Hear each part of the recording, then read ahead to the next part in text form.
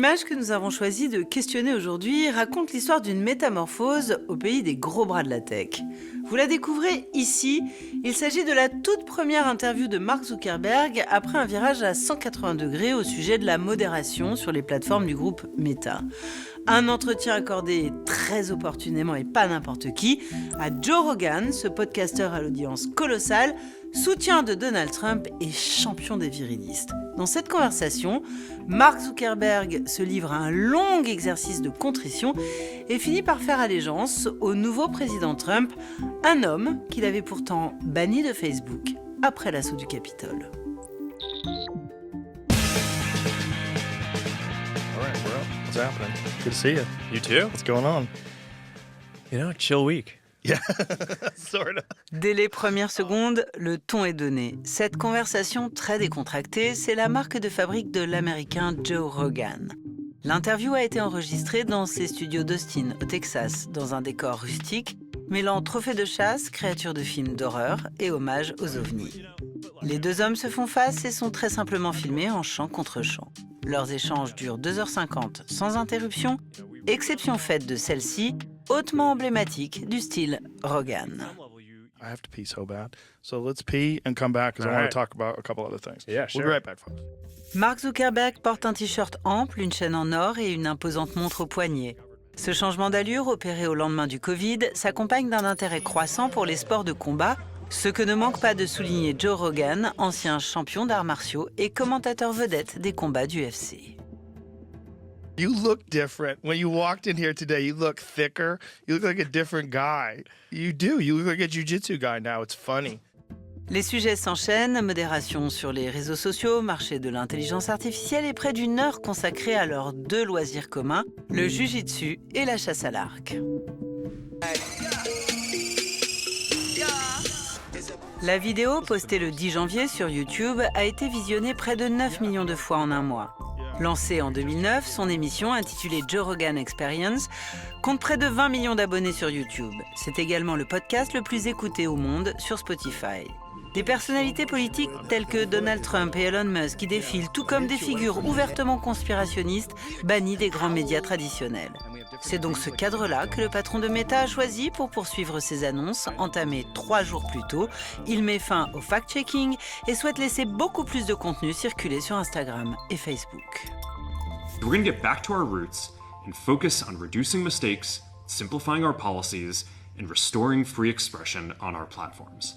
Pour les médias, ce tournant radical opéré à quelques jours de l'investiture de Donald Trump est tout sauf anodin. Le New York Times qualifie même cette séquence médiatique de sprint de Mark Zuckerberg pour repenser Meta pour l'ère Trump. Calder McHugh est journaliste pour le média Politico US et selon lui, le choix de Mark Zuckerberg de répondre aux questions de Joe Rogan ne doit rien au hasard. Joe Rogan is very, it's the most popular podcast in the United States. He has a ton of listeners, and many of his listeners, and Rogan himself, are sort of free speech absolutists. Oversight and regulation for free speech is ridiculous. Let's go. L'audience de Joe Rogan, composée à 80% d'hommes, compte de nombreux Trumpistes et est très attachée à une certaine idée de la masculinité qu'incarne parfaitement bien Joe Rogan, notamment lorsqu'il célèbre la force à l'état brut. Mark Zuckerberg l'a parfaitement compris et surfe donc sur cette vague. The kind of masculine energy, I think, is good. And Yeah. I think having a culture that celebrates the aggression a bit more has its own merits that are really positive. C'est cet extrait de l'interview consacré à l'énergie masculine qui a été largement commenté par les médias du monde entier. Or, cette phrase est tout à fait calculée. Zuckerberg exploite en effet un thème largement promu par Trump durant sa campagne, l'importance de la virilité. Trump n'a cessé de s'afficher aux côtés d'influenceurs masculinistes et a multiplié les apparitions aux matchs de MMA. Quelques jours avant cette interview, Mark Zuckerberg a créé la surprise en nommant au conseil d'administration de Meta Dana White, président de l'UFC et grand ami de Trump. Choisir Joe Rogan pour une interview, c'est donc une manière de changer son image et de donner des gages au nouveau président. He's also speaking to President Trump and many of President Trump's followers who are not necessarily Joe Rogan listeners, but are conservatives who, used to not like Zuckerberg, so it's an attempt to rehabilitate his image. The most clear one was his sort of discussion of government censorship. He's saying this is not our fault. It's the Biden administration's fault. It's the fault of liberals. It's the fault of legacy media. I gave too much deference to a lot of folks in the media who were basically saying, okay, there's no way that this guy could have gotten elected except for misinformation. Une interview sous forme d'excuse de la part de Mark Zuckerberg qui avait banni Donald Trump de Facebook le 7 janvier 2021 après l'attaque du Capitole et qui entretenait avec lui une relation plus que tendue. Weirdo. He's a weirdo.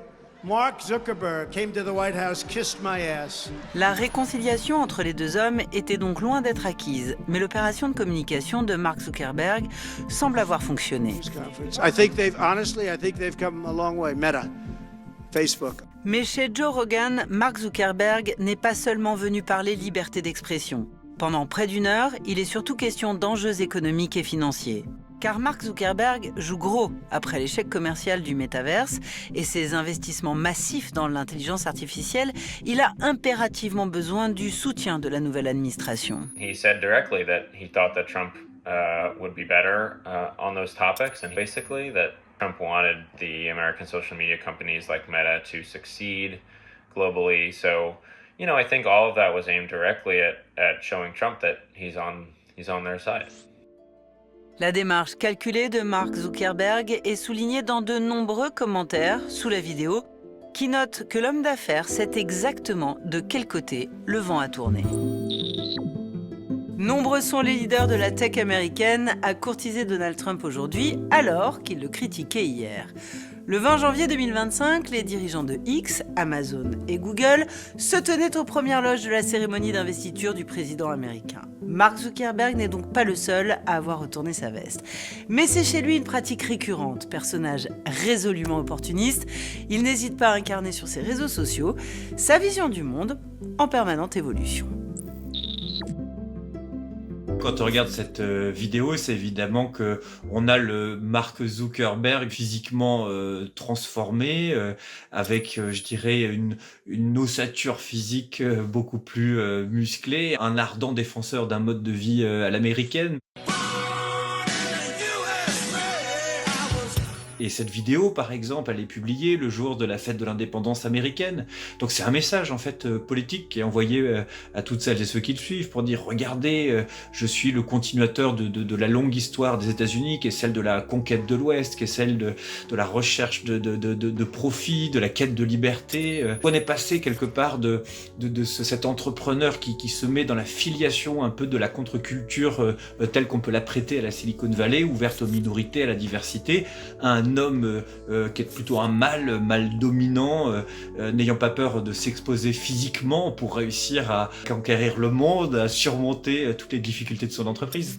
Cette capacité de métamorphose, il l'illustre avec ses costumes baptisés I'm Sorry Suit pour costume de Je suis désolé, alors qu'il est auditionné par le Congrès américain qui l'accuse de ne pas suffisamment protéger les données de ses utilisateurs. Il y a eu une espèce de transformation où on est passé de l'entrepreneur à succès à celui qui met le costard-cravate, qui vient, entre guillemets, se plier au jeu institutionnel. L'attitude physique qui était la sienne à l'époque, c'était d'être dans une, je dirais, une espèce de sobriété d'apparence qui permettait de donner l'impression qu'il y avait un grand mea culpa et devait nous montrer que la fois d'après, eh bien voilà, il saurait gérer ça de la meilleure des manières qui soit et que donc nous devions continuer à utiliser Facebook, WhatsApp et Instagram. New face filters on Instagram today.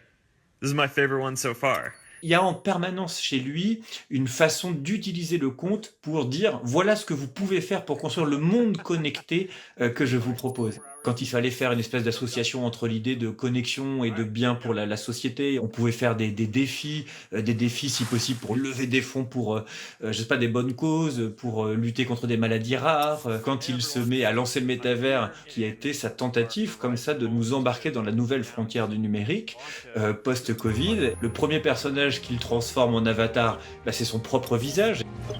All right, perfect.